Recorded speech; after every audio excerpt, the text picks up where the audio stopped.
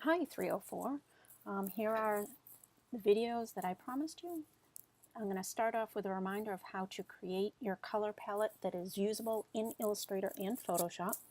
So we had our palette that we created in Photoshop. I have opened it into Illustrator. I'm looking at my swatches palette. If you don't see your swatches palette, you can get to it a couple different ways, but if you go into Window, Swatches, it should come up. And now from here I can start to add my color chips.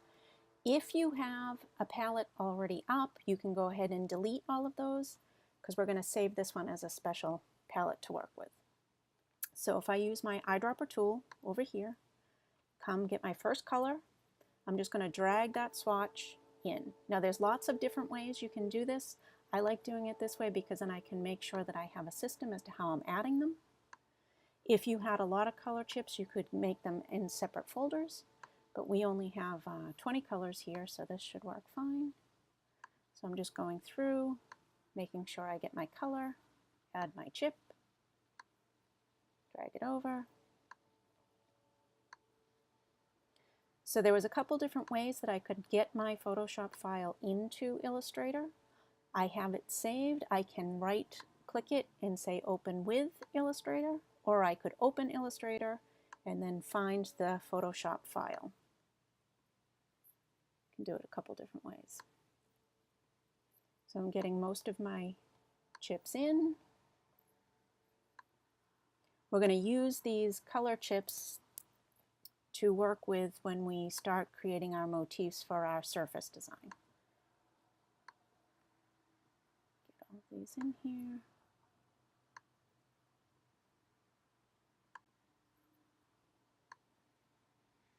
Now as we save this file, we're going to save it so that it can be used in both Photoshop and Illustrator.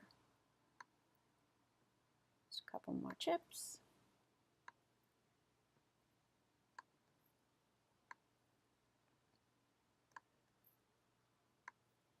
Okay, now that I have all of my color chips into my palette, I'm going to come over here to the little menu and I want to save swatch library. I don't want to save it specifically as an Illustrator file. I want to save it as the Swatch Exchange file. Make sure you know where you are saving it. If it's easier for you to put it in a certain folder on your desktop or within your 304 work, that's fine. Just make sure you know where it's going.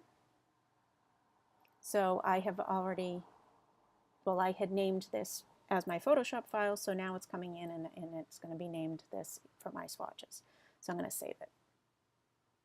Okay, we didn't have any gradients or tints. So now what I can do is when I open a new file,